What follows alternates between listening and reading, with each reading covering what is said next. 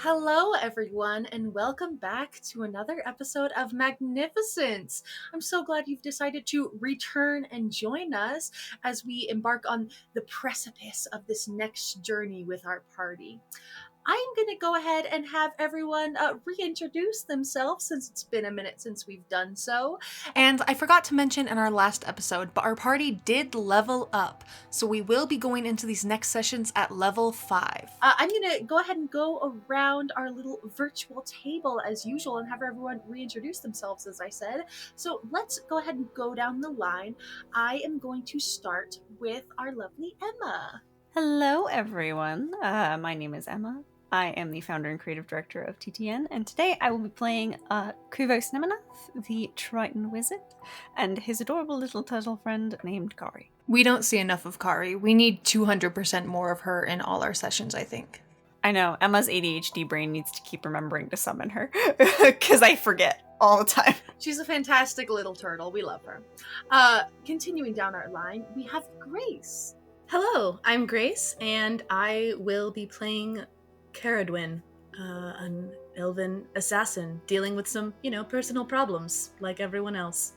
Continuing, we have Rosie. Hi, my name is Rosalie. You can call me Rosie, Rosa.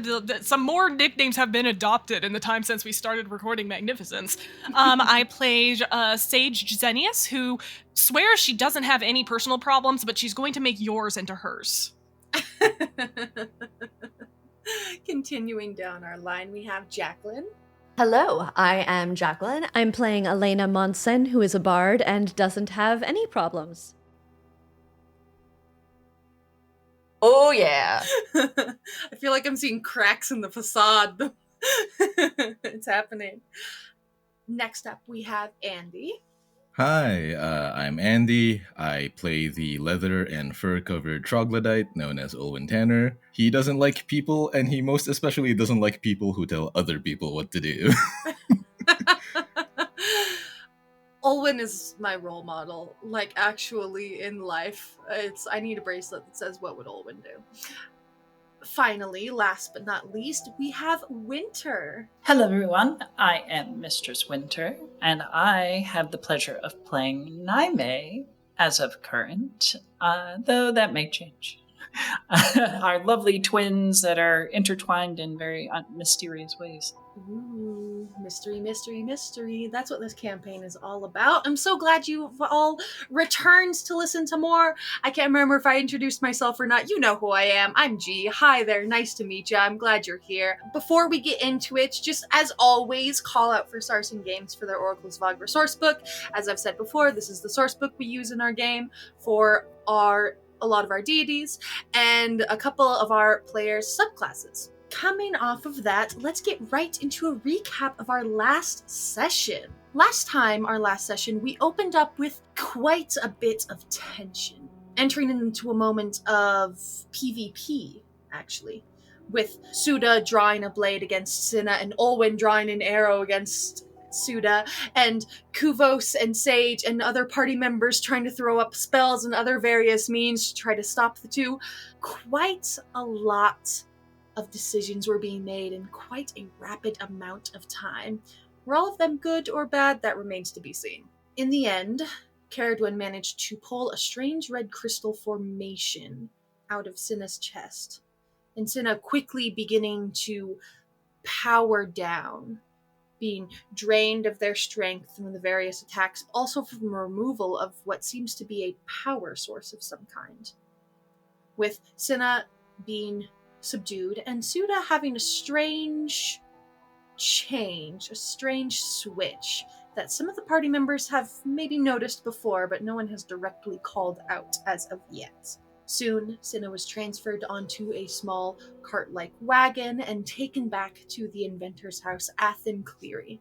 Catching Athen up on everything that happened, Athen faced a sort of intense guilt, knowing that it was her creation that brought about this tragedy, that brought about this hardship. And despite her fear in her own personal challenges, made the decision to power down Cinna forever and not continue her work into the first automatons the Empire has ever seen. The party, various opinions on this matter, eventually departed. Conversations being had, with Olwen staying behind to speak with Athen Cleary, the two connecting on their shared origin, their shared home, a place that Athen had not thought of for a long time before Olwen brought it up so directly. A couple of our other party members having conversations of their own. Kuvos finally having a conversation with a friend that he has not seen or heard from in a very, very long time. With Naime greeting Kuvos for the first time in many years, to form a kinship once again as friends are reunited. And of course, Sage confronting Caradwyn a bit with some, as she said, making their problems her problems, such as the way with this party. We come to a close of our last session with these conversations being had and some relationships being strengthened, some tested, but the night comes to an end and rest is had. Despite everything that occurred the day before, you all survived. You're all still here. We're actually going to begin our session focusing on one person in particular, Naime. A bit of a plan has been forming, and early this morning you go about pulling it off. Would you like to describe to us everything that you are getting up to early this morning? Yes, I would. So, Naime is up well before dawn. She might not even have slept, considering how exciting the previous day was and her penchant for enjoying life when she has it. But she colludes with the inn's cook, and well into the first light, there are these smells of meat grilling, of aromatic food being cooked and boiled and otherwise just wafting up into the rooms above in the inn. And when in whatever order the rest of you awake, you will be exposed to those various scents and the sounds of breakfast being laid out.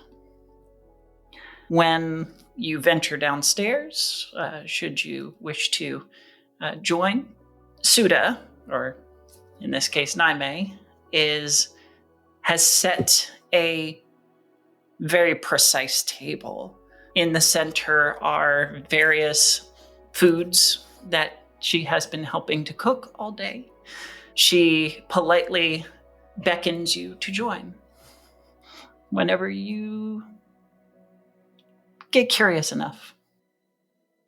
Did Leto get each of us separate rooms, or are some of us sharing? Leto did get you guys all separate rooms. So you guys have basically taken, like, the top floor of this inn has been rented out for you guys. So that entire space is yours. Cool. I think, because I was like, oh, wouldn't it be funny if Sage and the twins were sharing a room again, and the secret is neither of them slept. That's why I was asking, so let me think about this for another second. Oh, well, I mean, that may have been the case, too. I think Sage, regardless, is down there at truly just ass o'clock in the morning, like 5 a.m. Comes out, I think probably whatever lantern was in the room ran out of oil or something, and she's like, fine, I'll just go work on this stuff down in the general tavern area of the inn. I don't know. I just assume everything in a fantasy setting is a combo inn and tavern. Yeah, and same here, honestly. So in that case, Sage, you would have been witness to a lot of this preparation. Mm-hmm. I think she truly seems very preoccupied. I think she has like a few different books out, is spending all this time. She seems not frantic per se. She seems mad about something. She's got her little tiny round reading glasses on and just complete brows furrow nose in the book. I don't know that she notices that Suda is the one helping, or Naime, the twins, as we shall say, are the ones helping. She's just on that grind. So I think there's a moment where Naime stops and regards Sage for a time, just that desire to help with whatever has got you so flummoxed, but decides that it's best to leave you to your devices and finishes what she's doing until such time that she will approach. I have prepared breakfast for you if you would like to join. oh God, what time is it? It is almost an hour after dawn. Okay. Got it. She takes off her Greek glasses and puts them into her little pouch at her side. Your voice is still different. That stuff is still going on. It is, but I do intend to explain. But I would prefer to do it as a team, as a group. Understandable. We need to head to the Bardo today anyway. I've got to figure something out at least. Of course. Thank you. Oh God, how's it morning? Okay.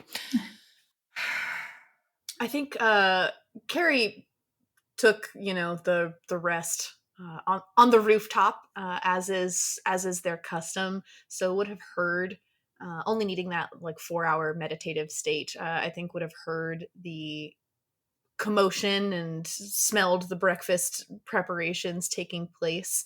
Not super eager to join in, but certainly feeling a bit curious about what the fuck is going on with Suda at this point. So, given the conversation that Suda and Sage just had, or Naime and Sage just had, rather, I think Carrie would have come downstairs intending to confront this person, but hearing that an explanation will be forthcoming, I think we'll just sort of lurk, like slide into the room and sort of lurk in a corner, very like suspicious and glaring. But we'll not greet either of you or say good morning. Is just sort of there. I think Kuvos would be one of the next down. He's usually up fairly close to dawn, but I think he would have taken a little extra time this morning to summon Kari, bring her down with him. So as he sort of descends the stairs, wiping the sleep from his eyes, there is an equally sleepy little turtle. Just a little fun fact that you notice when you wake up, by the way. When you wake up, another one of your scales is no longer attached, has fallen off, and is just laying on the pillow. Its color dulled and lost its shimmer. Ooh, okay. I think he sees that and sort of picks it up, holds it between his thumb and his index finger, and kind of sighs. Puts it in a pouch, not necessarily wanting to just throw it away, just whatever bag he's using to carry everything. And sort of shakes it off by summoning Kari and spends a little extra time giving her pets and hanging out with her for a second before descending the stairs, smelling the food and being like, okay, breakfast sounds good. He sort of looks, sees Naime up and about, kind of notices that she's behaving much more like Naime than Suda, and kind of smiles and just goes, good morning. Something smells good. Good morning, Kuvos. I hope so. I have prepared breakfast if you would like to partake. Of course. I intend to explain our situations. And he sort of becomes a little more serious at that and goes, Naime, I don't think I ever introduced you to Kari. And kind of holds up the turtle and lets her fly a little bit and kind of lets her float on over to you. Oh, she's so precious. Oh, and it kind of like cup her, not actually touching her, but letting her like float above her hands, and just like boop her nose against Kari's. She's so sweet. She is wonderful. She's my familiar. I don't think I ever got to introduce you to her, but no, and thank you. She is beautiful and a testament to your creativity. Well, I'd always wanted to find that middle ground, and I didn't think I could until, well, I summoned her, and it turned out that sea turtles can now fly. It is brilliant. She can have apple pieces, right? That's yes, something. she can. Of course. Sage has been actively cutting up an apple for Kari as this conversation has been happening. Just the slowest bites you've ever seen in your life. You guys have seen turtles eat fruit before. It's a mess. And Kari is especially vicious with it and ends up flinging a couple pieces of apple around, just tearing into it. And like her little feathered like flippers keep like sliding against the smoothness of the table. So it's like shuffle, shuffle, shuffle, chomp, chomp. It's incredibly messy and the cutest fucking thing you've ever seen. I flick a little bit of apple that she has desecrated off of the page of what I'm looking at.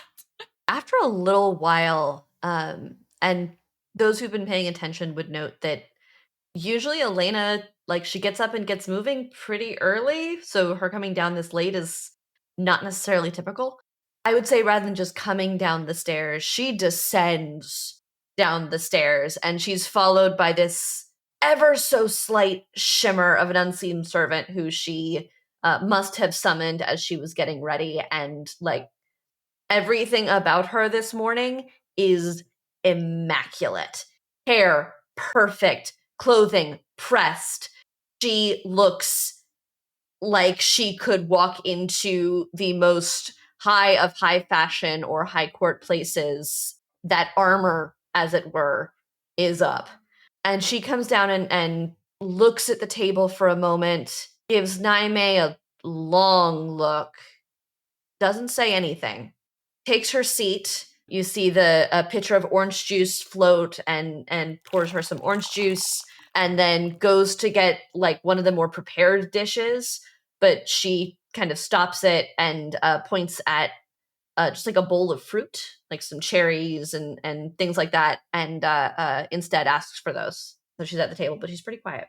Antithetically to previous behavior you've seen from Suda, as Elena enters and approaches the table, Naime will stand aside her place and give a slight curtsy.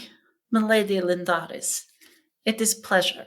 One eyebrow lifts, and Elena says nothing. Very well. After a while, I think it's clear that Olwyn did not come back to the inn last night. He went somewhere else after spending some time with Athen. A long night of building and shop talk. It was a very productive, pleasant evening, actually.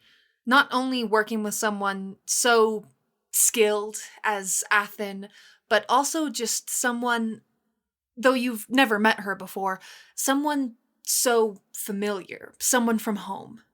It is a productive evening. It is pleasant. Tea is shared. And in the end, you help her get started on something to show appreciation and reverence to whatever Cinna was. Naime will look about the table and note Owen's absence. Would anyone be so kind as to get a message to our remaining comrade? Does anyone know where he went? He stayed behind at Athens, but we don't know if he went anywhere from there. Kuvos kind of frowns.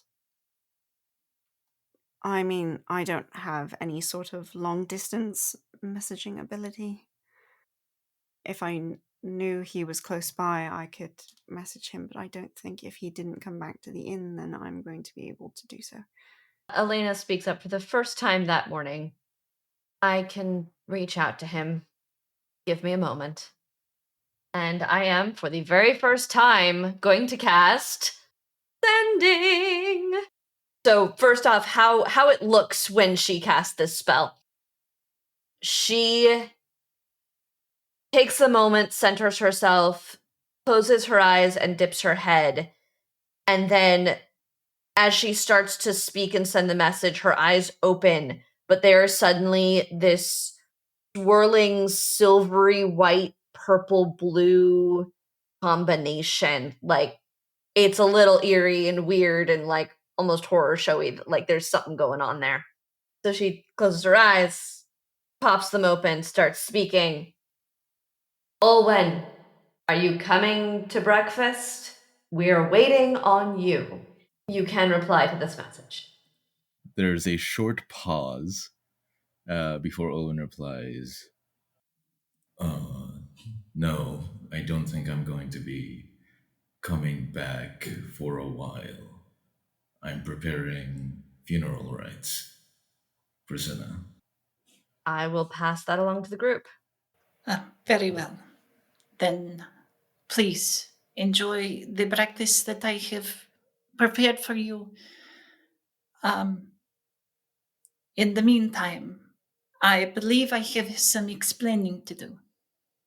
Naime straightened, an air of nobility draping itself over her like a new mantle on a battered and worn body.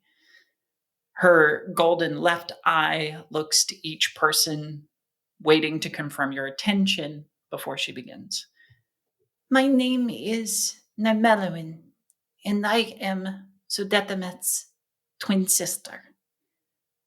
Out of respect for my sister's plight, I will not reveal our family name. She pauses to consider her next words. What I am about to explain may make you incredulous and stretch the bounds of your imagination, but I ask for your careful adjudication for the entirety of my testimony. As you no doubt have experienced in recent events, Suda is a troubled person. Her struggles with the illness of the mind began insidiously in childhood. Suda was, by all appearances, simply a defiant child. And I, in my own naivety, her enabler, I earned my share of punishments as her accomplice. A small smile of remembrance graces Naime's lips briefly. There was an occasion where Sue had replaced the flour with white flash powder, and Naime breaks from her reverie and refocuses on the task at hand. However, I grew more disciplined in recompense for my trespasses, while Suda's behavior worsened in reaction. Angry outbursts, rejection of customs and courtesies, and unrestrained rebellion became frequent, followed by periods of despondency and listlessness. To their credit, our parents sought mundane methods of behavioral correction. Regardless, they were forced to confine Suda often when she exhibited no improvements.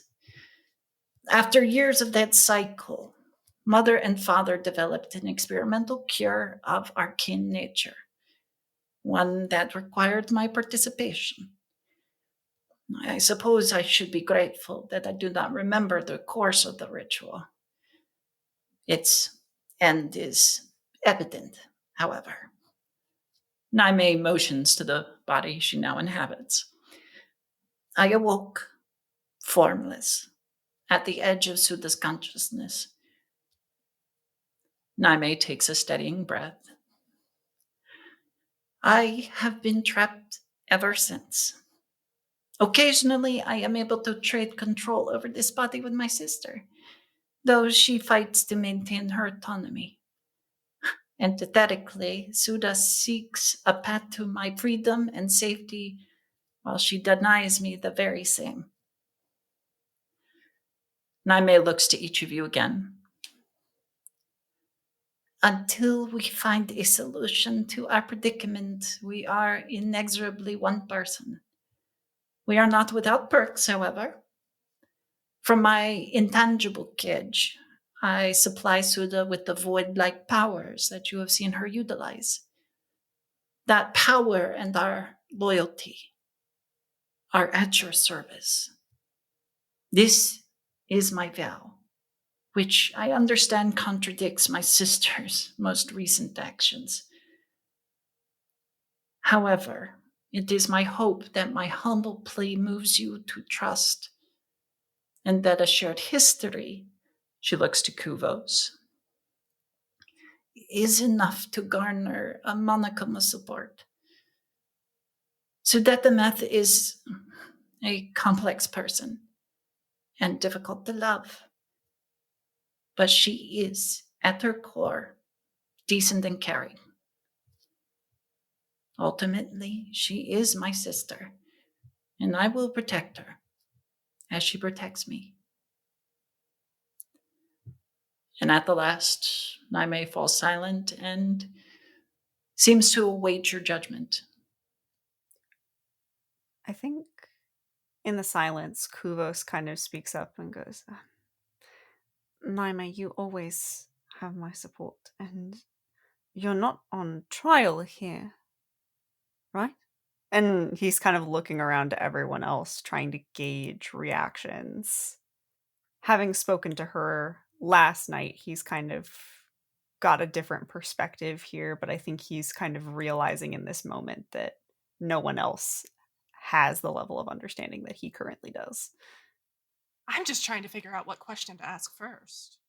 Well, as we will have so much time to travel together, at least that is my hope, you will have plenty of time to ask all the questions you wish. Is Suda aware of the interactions that you have? And vice versa? No, it is a curse, I suppose, that when we come to the forward consciousness, we do not remember what transpired while we were in the dark. This has so many implications about souls and life, and Sage like starts flipping through her notebook again. I think at that, Sage's this is about souls and life and, the sort of frantic energy on that. Caradwin is just going to leave the room. I've heard what I need to. I trust Sage's endlessly inquisitive nature to unearth what it needs. Caradwin, you need to eat before we go. I'm fine, thank you. I think that Naime notes Carrie's departure, and there's a pang of just, did I do something wrong, kind of thing. So, all right, we'll just have to make sure that we fill Suda and yourself in on everything. I really wish you remembered what was. I don't want to have the ability to do the ritual, whatever it was. Clearly, it didn't work out the way it was supposed to. It didn't work. It's not worth anything, but at least then we could figure out how it happened and therefore help with how to give you your independence. And there has. Some research is also on my docket, because if... Naime, how much research have you and Suda done on the topic? I unfortunately have not had a lot of opportunity to do research on this situation. Suda has enlisted assistance, but often gets sidetracked with, her day job. You're not from Ashador, right? No.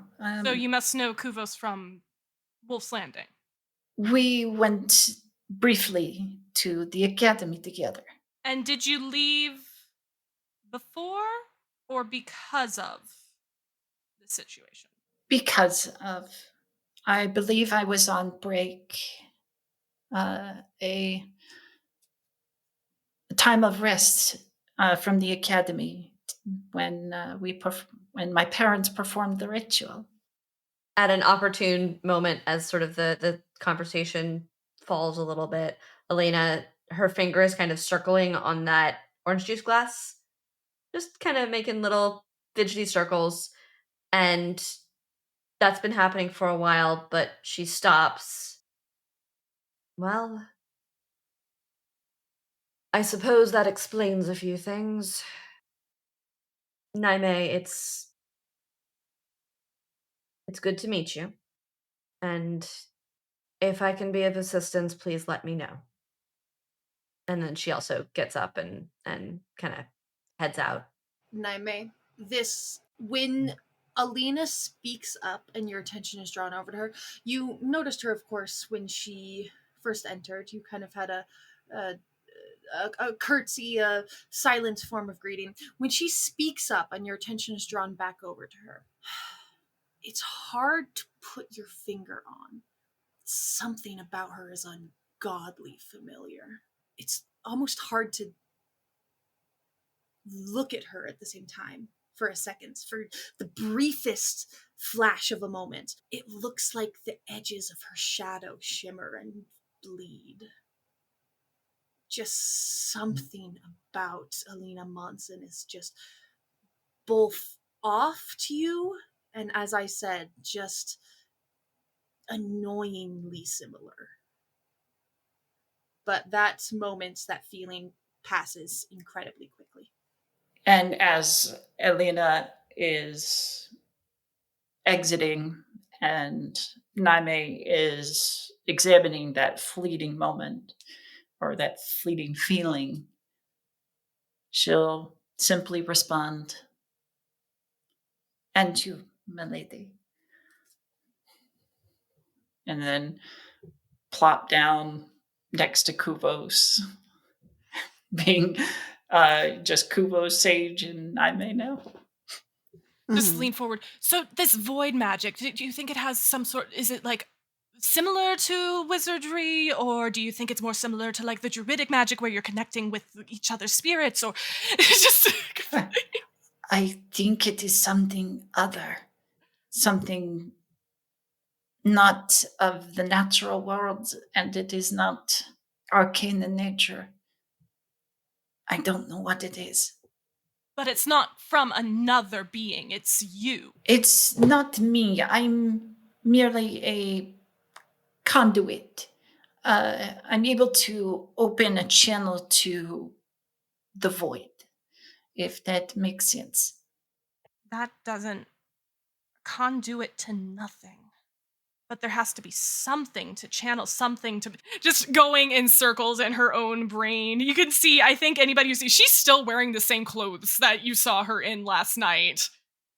There's probably some of who got injured. So, yeah, there's probably some of Suta's / Naime's blood on her clothes, honestly. Sage goes into a full spiral. Kuvos, you were rolling insight on Alina. You mentioned to me right before she leaves. What was that number you rolled? 10, so not good. Okay, gotcha. 10, what does Kuvos see with a 10 insight on Alina as she's exiting the room? Something is bothering her, something is going on, but there's no real insight as to what it might be, or if it's about a person or a situation or anything like that. Okay. He'd kind of frown at that, and then as Sage kind of goes on her tangent, like bring himself back to the discussion with Sage and Naime, as he's making sure Kari is eating, but not eating his food, because that would not be healthy for her. Sage has fully put her plate to the side, and Kari is just eating off of Sage's plate. Incredible. Kuvos is just watching, removes like a piece of bacon that she probably shouldn't have, and lets her eat all the vegetables. She keeps putting her weight on one edge of the plates. You know how you do it and it just goes ding. You push down on the plate and the other side flies up? She keeps doing that and then it keeps falling and hitting the table. It's very loud and disruptive. As you guys, the three remaining at the breakfast spread, kind of go deeper into conversation, mostly just Sage talking out loud, thinking out loud to herself. Let's cut real quick over to Olwen at Athen Cleary's estate. Olwen, you have been up basically all night with Athen. She took great care in carefully dismantling the body Cinna was in, taking the metal pieces that they themselves like welded onto their own form, saving a lot of those, explaining how she wants to keep those because those were what Cinna like themselves put on. Wants to keep those specifically. Takes a lot of like the core parts from Cinna's metallic form that she put on. Basically just creating a neat pile of the pieces of this metal form that she can reuse, as she said, for something to provide a bit of honor the best way she can. The rest she organizes in similarly neat piles, but sets them aside. Maybe unclear on what to do with them for now. But that is basically what the night entails, is the very slow and careful preparation, dismantling. It's not the same as you would body of flesh and bone, so the practice of dismantling is a bit unfamiliar, but it's still the same kind of respect shown. At this point in the morning, you guys are done with the dismantling process, I suppose you could call it. And she sort of sat next to you with like the 7th cup of like highly caffeinated tea in her hand that she has. You see the rest are like scattered across the table. And is just kind of looking over the piles of work and is just sort of silently contemplating to herself on next steps, what to make of the remains, how to go about it. Olwen, who's seated there, is going to ask, turning to Athen, and say, "If you would like, I could perform the rites for you. I'm not sure how long it has been since you've practiced them. I'd be happy to do them in your stead." I'm probably gonna have to. I will watch from one of the back windows. But I think that would be best. What do you think of a wind chime? Something that casts a bit of light, makes some noise.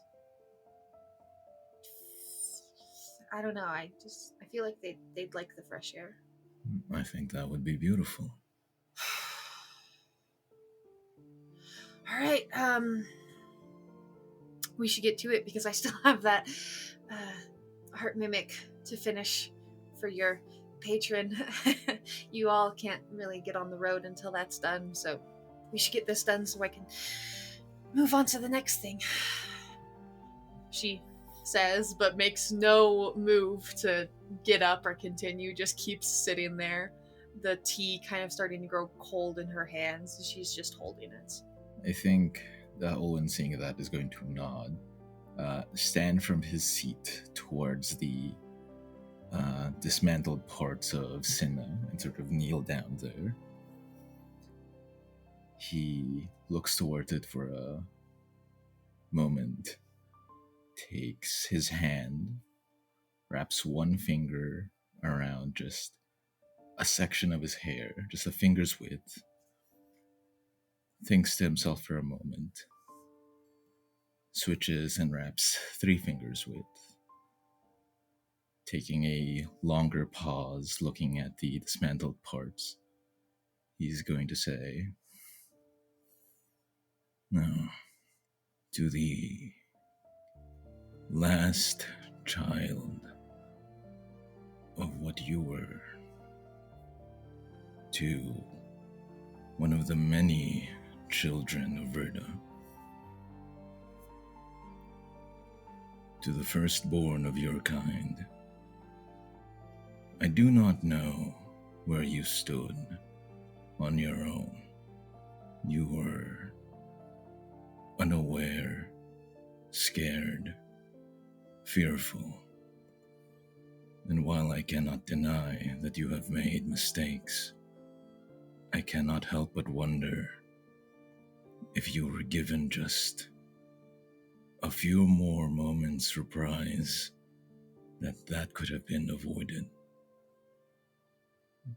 That you could have been shown a longer journey. And for that, for the hope of what you could have been, and for the understanding how little there is of what you are, I offer you as much as I can. And he's going to grab a fistful section of his hair at the tip, now a fist's width. He's going to take a small knife and cut that section of his hair off. He's going to lay it down onto the ground, take a section of his forearm and just cut the smallest wound open to let some of his blood drip onto the strands of hair on the ground. And he is going to light it on fire, as per their practices. As the fire begins to take to the hair, he is going to offer the final rites as is customary for them. While we may not be able to walk with you to the end of your journey, may these embers provide you warmth of hearth and home on your way there. Farewell, Senna. Athen watches you for a long, quiet moment, slowly sets down her teacup, braces herself on the edge of the table, and slowly slides off from where she was sitting, catching herself for a moment with a wince, fumbling kind of blindly behind her and grabbing her cane off the table. She shuffles over, a long, difficult moment as she attempts to kneel on the ground, but slowly gets herself there. Lets out a sigh, sets the cane down beside her, and quietly braids a large section of her own hair, tying it off so it may be cut as well, following the same manner in which she does everything else, very organized and very neat. And puts that alongside yours. I'm way too out of practice, Olwen. It's been way too long. But it was, though it may sound cruel, a mistake to bring you life as I did. I did not understand. I do not understand how I accomplished such a thing. But I wish I hadn't. I wish my pursuit in my own immortality I hadn't done this. And it is a sad thing, but I think it's better that you are not of the world anymore. I only prepared you for the worst parts of it. I'm sorry for that.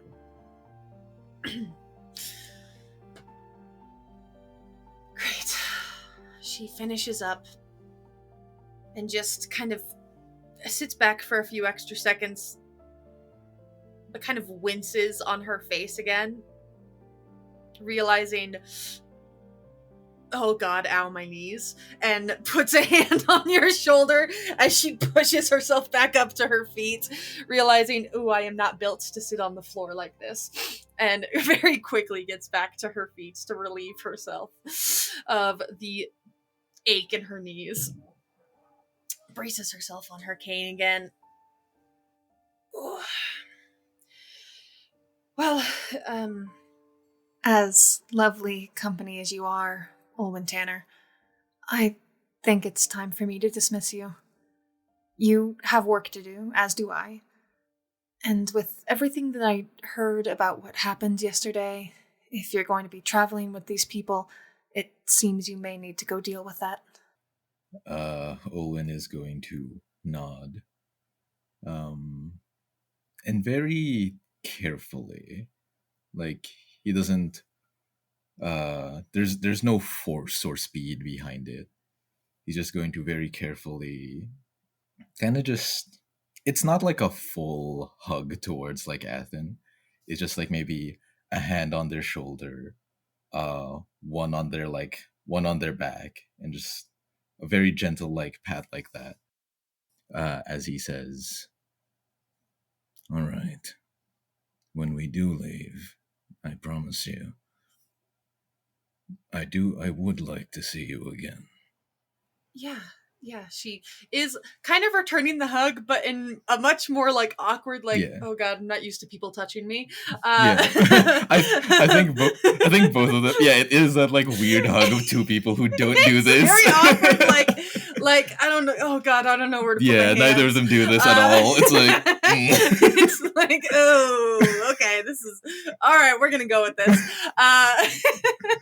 But she reciprocates best she can. I would like that very much as well. You're absolutely free to stop in. Just come knock on the door. Brutus will let you in. Obviously, I'm not going anywhere, so you always know where to find me. And I would very much like to hear what you find down there. If even the thought of going near that hole in the ground didn't fill me with enough dread that it made me want to die, then I would absolutely go with you. But I want to know what's down there so bad. I need you to come back and debrief me on every second. I will write notes to the best of my ability for you. Good.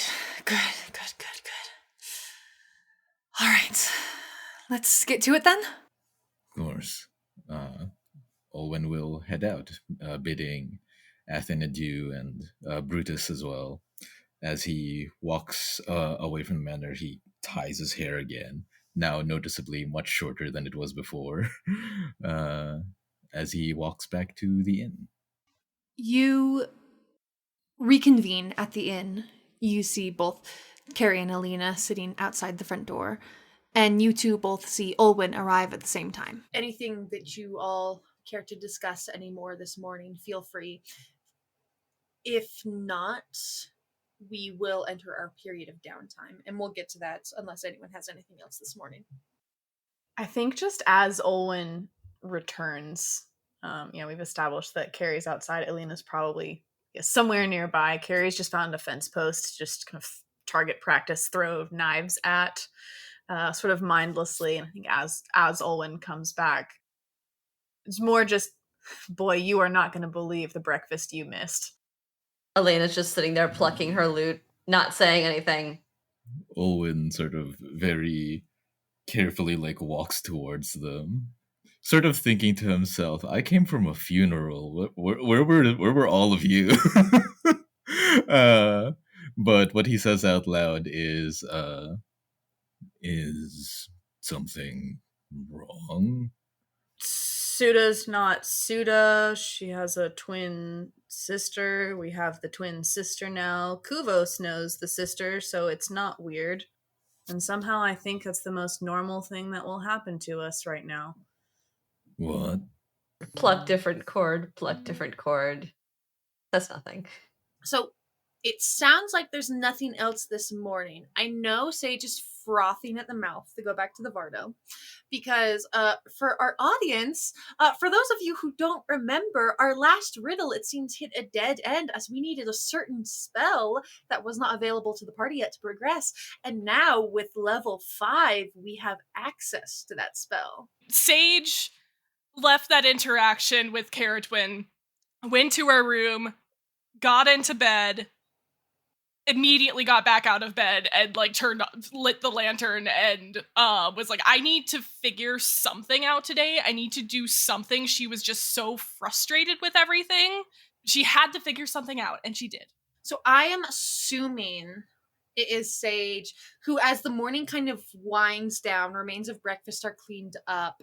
So I am assuming that it is Sage, as the morning kind of winds down, breakfast is cleaned up, Sage is kind of going to be the one to gather everyone, I'm assuming. And basically just herd everyone towards the Vardo, being like, we're doing this now.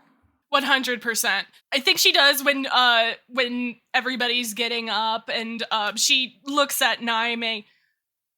Now, according to what we've kind of implied off of this might be a bit of a dangerous situation, and I know I don't know what your school of magic of choice was, or if you have inherited any of the skills of the body that you share or anything like that, you're welcome to come with. I only have access to the same abilities as Suda. Unfortunately, without my body, I don't have the magical touch as I did. But I would happily stand next to you and face whatever comes. All right, then. Somebody bring Carrie some toast or something like that. We need to get going. I think Caradwin will like grab like a pastry, something like off the table as it's being cleared, and kind of like wave it in Sage's face. Look, good grief! I'll sort of walk out the door. Don't need anybody passing out in the middle of a cave or whatever. As like Sage is saying that, Owen's just like narrowing his eyes as he goes like, Sage, you look like death. When's the last time you drank any water?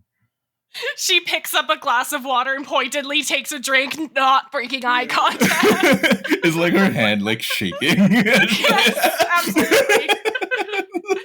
This is a human. This is a human. Sage, the most intense eye bags you've ever seen. Bloodshot eyes, shaking as she tries to drink this water. You need to eat something. We don't need anyone passing out, guys. She just needs more coffee. I'm actually just gonna do this. I'm gonna cast Goodberry and just hand one to Sage because for the other effect of this is the only thing you need to eat today. Oh, hell yeah. Honestly, this is the perfect spell for Sage. One berry, and that's the only thing you need to eat all day? That's so efficient. Don't need to worry about it anymore. That's great. It's like Soylent, but for Sage. Yeah, I think it's also like, hey, we need to check our like collective supplies since we won't be able to take the Vardo with us. We need to see what we need to be carrying with us. She's making it out to be a trip preparation thing, but you also probably know that she's itching to look at that mirror again and see what's going on. I think you probably hear her explaining the puzzles so far to Naime, giving Naime the context. You return to the Vardo. It is set up in the stables connected to the inn, so you all just have to walk right outside and go off to the side.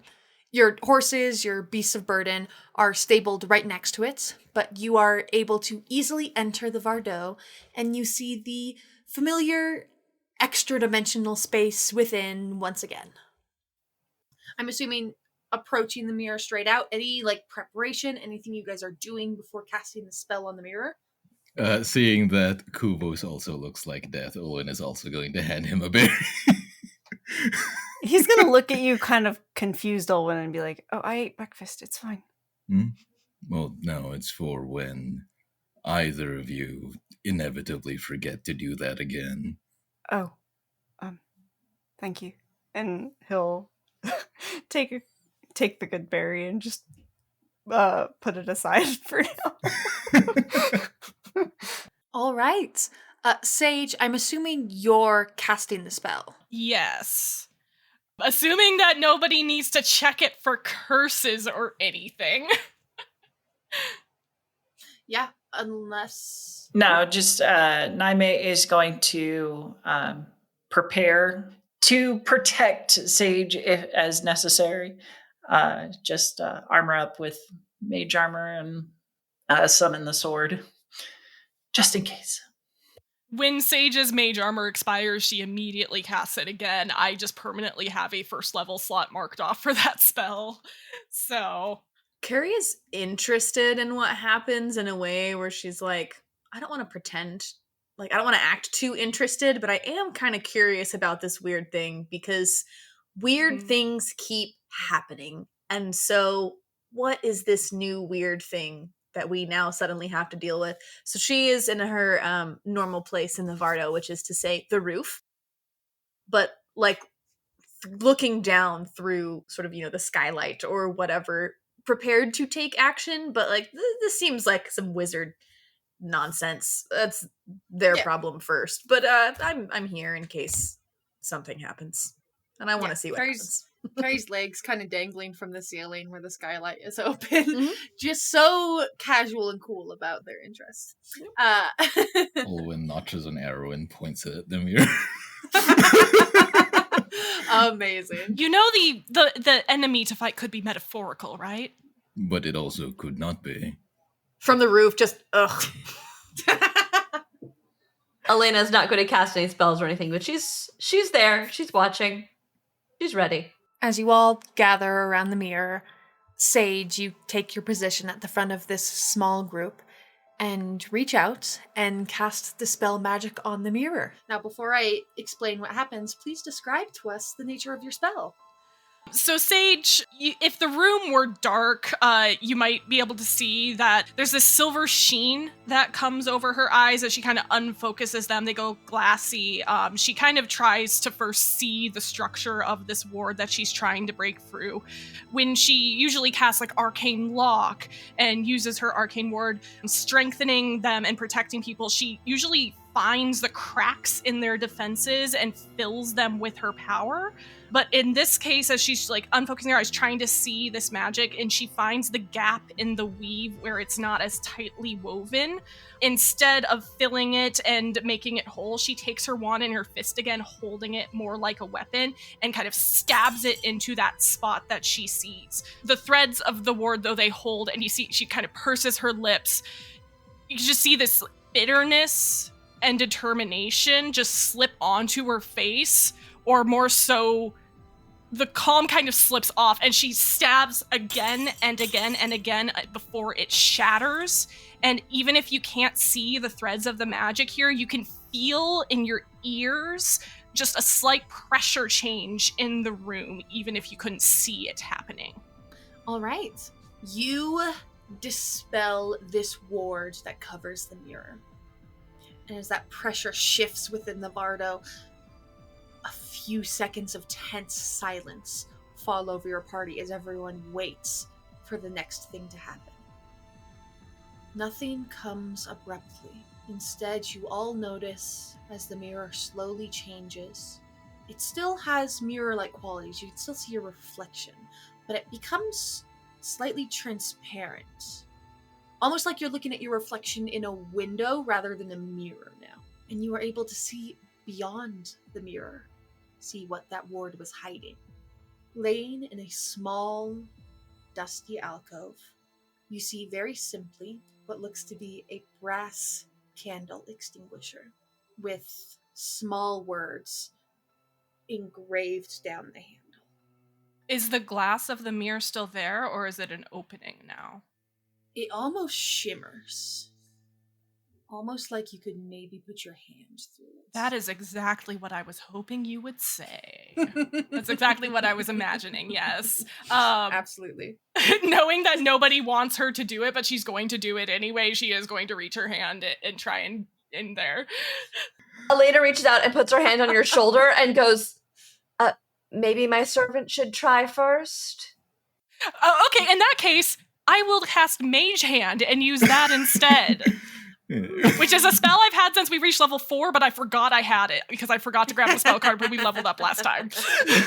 Sage begins doing that. I'm just gonna say, this entire time you could touch something from afar without actually... Why have you been doing it yourself? Why do you need to use your own hands to fire your bow? Because that's how I have to do it, but... Why are you touching things that look like they could be dangerous with your own It's hand? a candle snuffer, Olwen! In a magical portal that used to be a mirror. The mage hand floats between you two, holding the candle snuffer. Slowly returning. How? Yeah, it presents the candle extinguisher. The mirror sort of solidifies now that it has been removed. If you look at it at the right angle, you still see there's an alcove. You have to guess you can still access it, but it will still function as a normal mirror, but just a little bit of extra storage space behind it if you need to hide something. Good to know, good to know. You said there's some engravings on this thing, yes? Indeed there is. On the candle extinguisher, written in common, it reads very simply, "The more places I be, the less you can see." Walls. Shadows. Something like that. Darkness. Yeah, that's good. As Naime says that, you look at the candle extinguisher in your hands and all of the candles and lanterns in the Vardo that light it. Shall we? Please? Didn't one of you have the ability to tell us exactly what this object is before we do that? I can identify things. For sure. If someone wants to use a spell slot or take 10 minutes to cast, absolutely feel free. I'll do it. I will also I'll use a spell slot just for time purposes. So use a spell slot, cast identify, see if there's anything important about this candle snuffer. Yeah, if we're waiting for that, I'll also take the time to cast Detect Magic, just to, if I have to wait. All right. Alina, you cast Identify, Sage, at the same time you're casting Detect Magic. Easily enough, I'll tell you both straight out, there is nothing to this candle extinguisher. It is a plain piece of brass that has been inscribed with the next riddle. The magical part about it was the ward protecting the space in which it was hidden. Do you think we have to use the candle snuffer? We may as well. It's there for it, right? It would only make sense. I mean, you can see magic right now, right? Can you see any on those candles? It's not the snuffer isn't the magic. The snuffer is basic. But we could try turning them out and then turning them back on if we need to. Easy enough. Let's just use the snuffer. We may as well. It's there for it. You go around, extinguish all the candles. It's still pretty early morning, and here on the Empire, of course, the sun doesn't rise until much, much later in the day. So it is still dark outside. So it easily plunges the entire interior of this magical Vardo into darkness. And a few moments pass, similar to right after you took down the warden from the mirror, of just anticipation and silence and everyone waiting. And remind me, which of you do not have dark vision? I know Sage doesn't. Are you the only one? I think I'm the only one. That is so hilarious, given that it's Sage that this is happening to. I'm so excited and terrified right now. Please continue. So, those of you with dark vision, you see this, but it's a little harder to see. Because your eyes automatically adjust to see in this new shadowy space. Sage, this pops out to you immediately because you can't see shits. On the ceiling of the Vardo, in the darkness of the interior, you see words previously hidden by light, now exposed to darkness, begin to very gently glow, revealing a message that was hidden there all along. You all crane your necks upward to read the next riddle of the Vardo. And you see it reads, "Under the moon, I silently hunt, nocturnal and swift in my nightly stunt. In darkness, my prey I confront." Owen starts listing nocturnal predators, even. Just rapid succession. Yeah, taking it very literally. He starts going like, owl, wolf, cats. Looking about the Vardo, are there any effigies or symbols or carvings or anything that resemble? So glad you asked. Yeah. Anyone who cares to, feel free to give me perception or investigation. Yes. I will let you choose which you like. And just to take a look around the Vardo and see if anything similar exists. Oh, 26. Ooh, baby. Nat 20 for a 27. Oh, damn. Perception. I'm mad about it. A 24 perception. Mine was investigation, if that matters. 15. 15 from Olwen. Kuvos? Kuvos is so distracted trying to keep Kari from trying to eat things that he rolled a nat 1. He's trying to keep track of Kari in the dark. Yeah. She flew out of your arms when all the lights went out, and you just hear occasionally a gentle flap, flap, flap, and you're like, You're like looking around. Oh dear. Kari, come here. And just wanders away from everyone as they're trying to figure this out. Wonderful. Is it still dark in here? Or can we turn the lights back on? Because I feel like I shouldn't turn get the lights 20. back on. Okay, yeah. I use prestidigitation and immediately turn all the lanterns back on as soon as I've memorized that riddle. Naime, what'd you roll? 16. 16. Okay. You all, as like a group, you all rolled so insane. Even Kuvos' nat 1 does not affect the overall score because we had 3 over 20, 1 being a nat 20. So absolutely insane. You all begin to search diligently. It is Alina who notices the smallest hint of a carving in the floorboards, peeking out just barely from the edge of a rug that covers almost the entirety of the larger hardwood area. And it just barely catches your eye, but you do spot it. You are able to go over, and lifting up the corner of the rug, you see shallowly carved, a bit faint, a bit worn, but still there. There is a coil, the spiral of a serpent in the floor, and it goes inwards and inwards, the spiral does, and at the very center of that spiral, you see the head of that serpent with one marble eye that now gleams in the relit candlelight. I think I found it. You did? Can I kind of trace it with my, like, lift up the rug and, like, hands and knees, trace it, like, feel this with my hands? Yeah, push the rug aside and begin investigating. It's, like I said, shallowly carved into the actual floorboards. It's very beautiful work. A lot of small details. There's, like, hypnotic curled patterns carved into the body of the serpent as it coils in within itself. It's honestly a very beautiful piece. You're like, the only reason that this would be covered up is for this whole riddle game, because this is amazing to look at. And then, as I said, that one marble eye at the very center. If I, like, touch or press on that marble, does it do anything?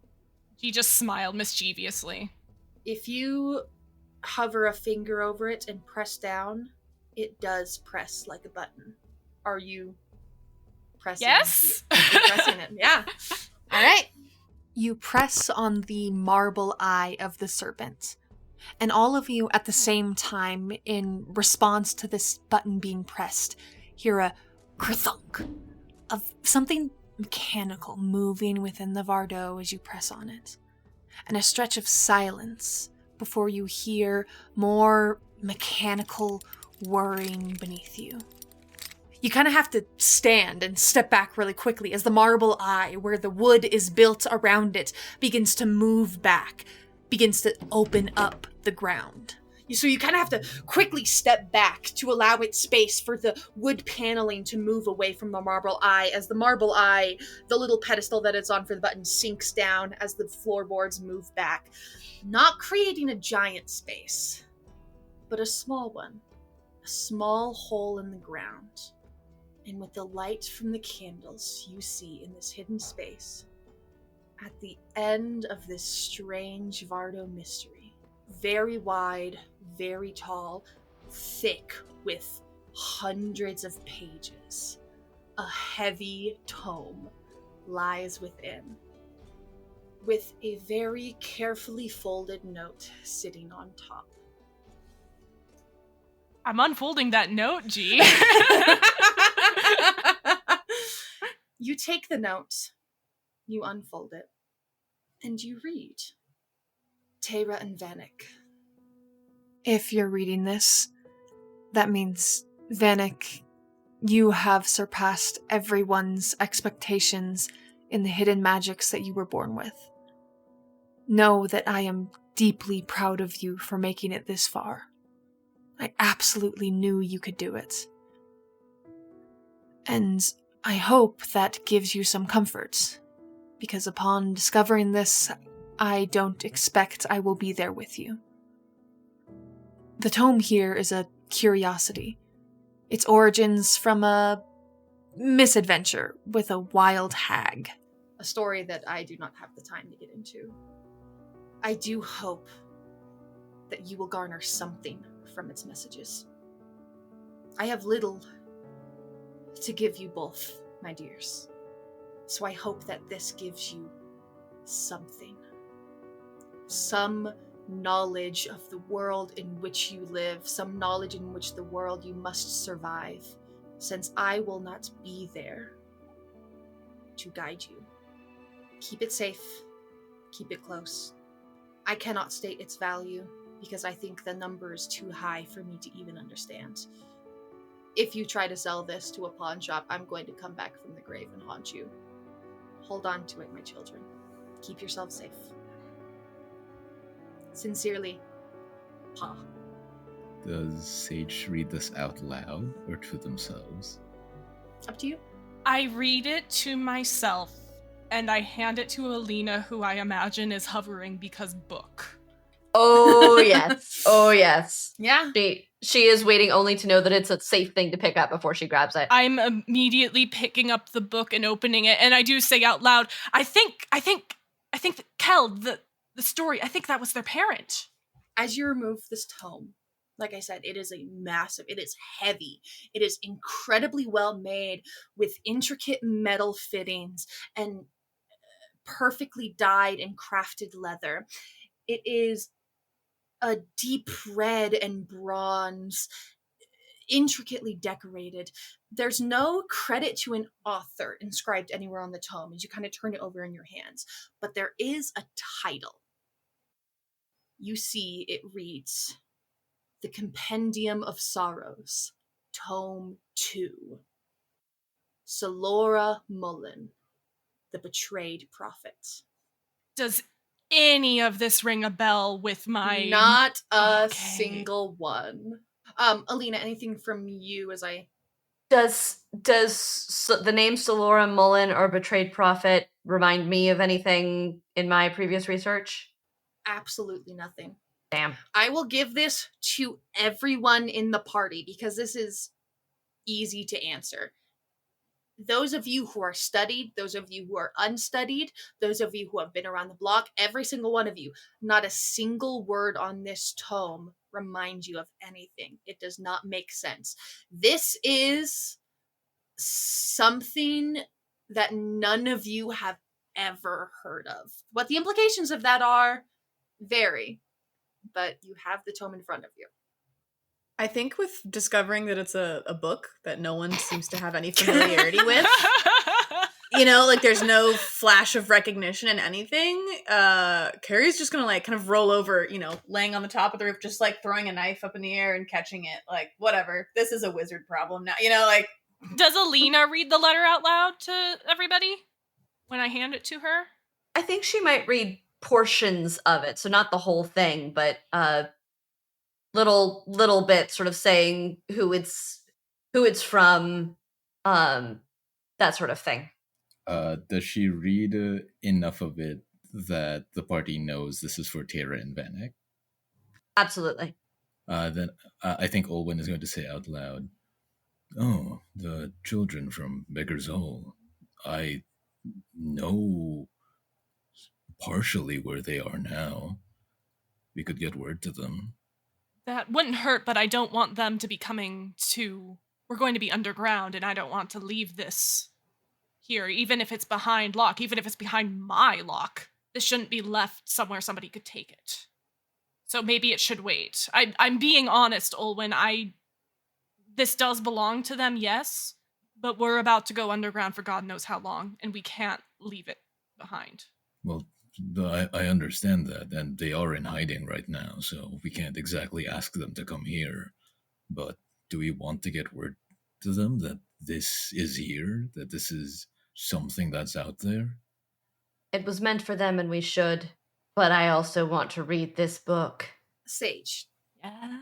Your detect magic is still up. You instantly pick up on a few things. This is a magical object. It grants the ability to basically cast a couple spells. What thing you notice, these are divine magics. I will have to double check my list to verify, but because for some reason I do not have it in front of me, but from off the top of my head, I remember some of the spells included are Bless, Cure Wounds, Sanctuary. You do sense it requires attunement. The book can be opened and read, nonetheless, but it is a focus for basically free casting of a couple of cleric divine magics. Solora is the author, yes? It does not credit Solora as the author.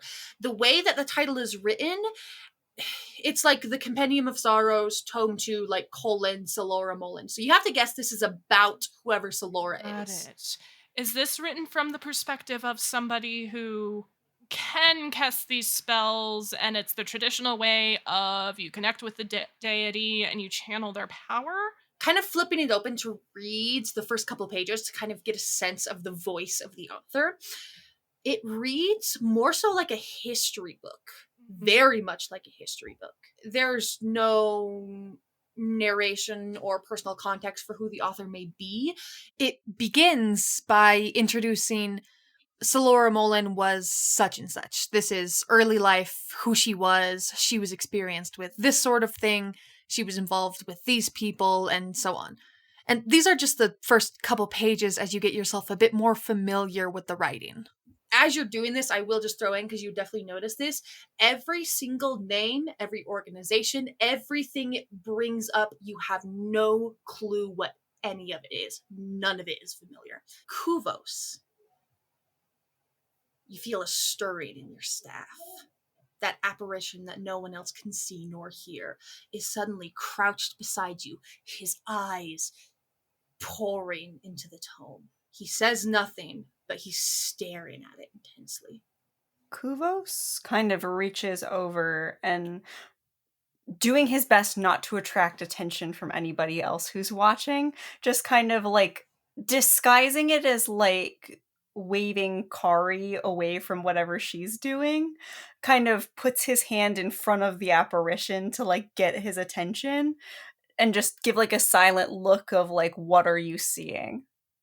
As you kind of get his attention and catch his eye, the apparition seems to blink himself out of it and look over towards you. Again, in a voice that only you can hear. He says very carefully, I said my memories are few and far between. I don't know what that is. But I think I did once, and I knew it very, very well.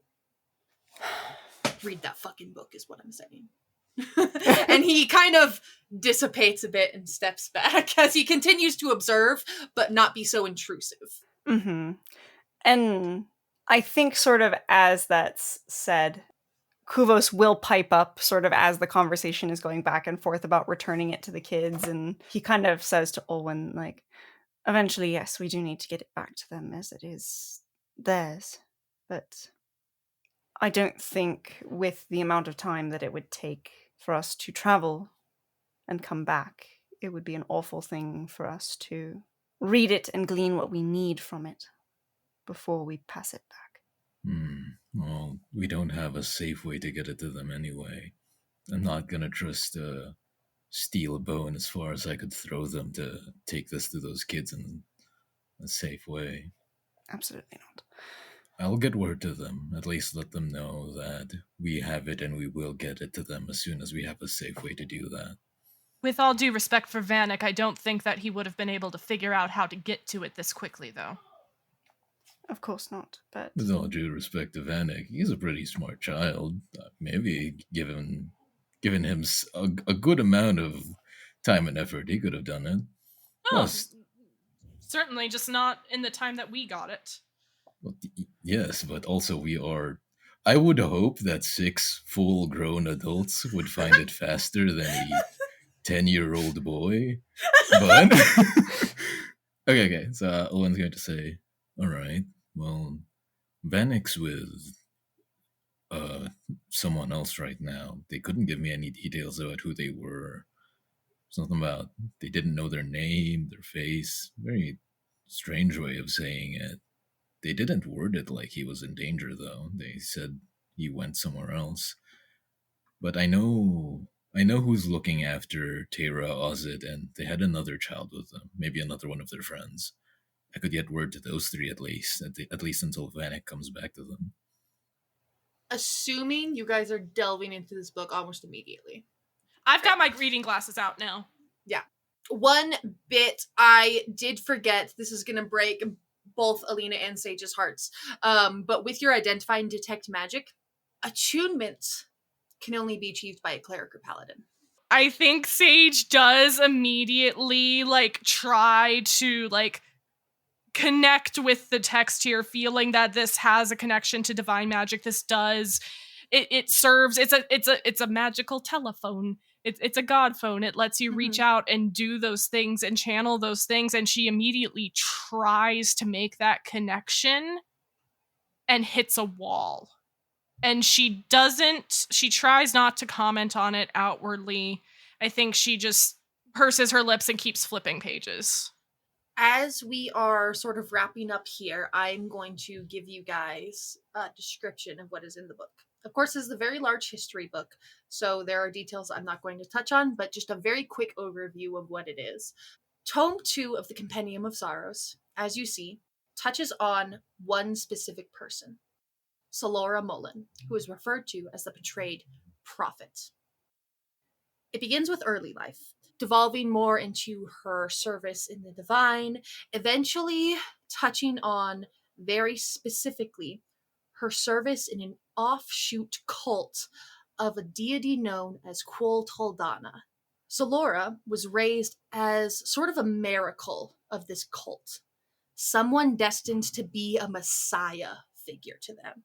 Solora was the most important person to this cult. Unfortunately, that does not mean she was treated well. Life in the cult was horrible for her. She was a trophy more than a person. She was a figurehead. She was a thing people had on a shelf to worship more than anything else. Her entire life was deeply controlled by this cult, and many sacrifices were enacted in her name, most of which were human sacrifices. Distasteful of the violence and the conflict within the cult, the prophet soon fled, living in fear and hiding for quite a long time, for many years, trying to keep the cult from retaliating against her. Eventually, the prophet flees deep into the mountains, creating a temporary safe haven for herself up in the cold. The earth itself flows forth, grows to tend to her wounds. Soft earth and gentle breeze soothing her sundered flesh and bone.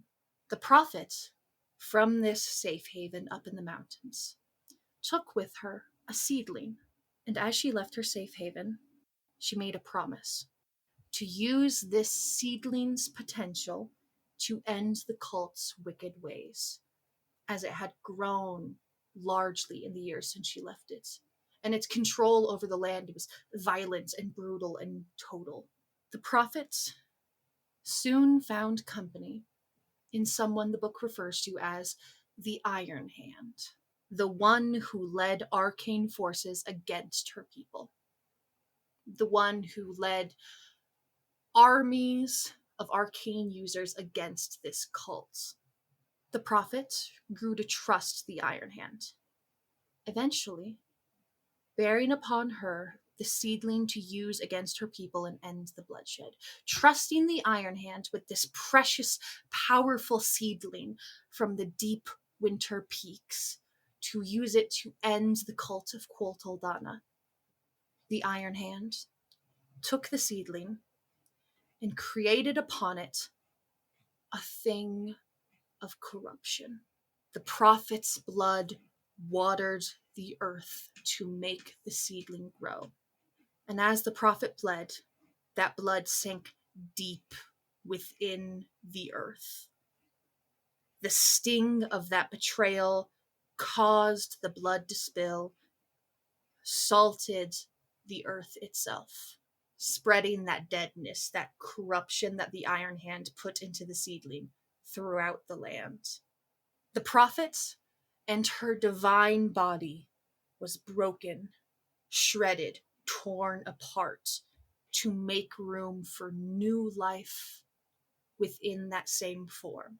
The Iron Hand did not allow the prophet to ever die. The seedling and the prophet are now completely one entity. The betrayed prophet is the last ripple, the last change, the last string of violence before the coming end. And that is how the book wraps up, detailing the prophet's gruesome death and now torturous existence before the end comes. With that, we're going to draw this episode to a close, everyone. Thank you all so much for joining us once again. I do hope you enjoyed. All the players' faces right now are giving me so much life. So delicious. It's feeding my immortal bones. I love it. I hope you'll join us for next time as we delve deeper into the second tome of the Compendium of Sorrows and all the new questions that it has brought about. Thank you again so much for joining us, and everyone, remember, as always, take care of yourselves today. We'll see you next time. Bye-bye. Bye-bye. Bye.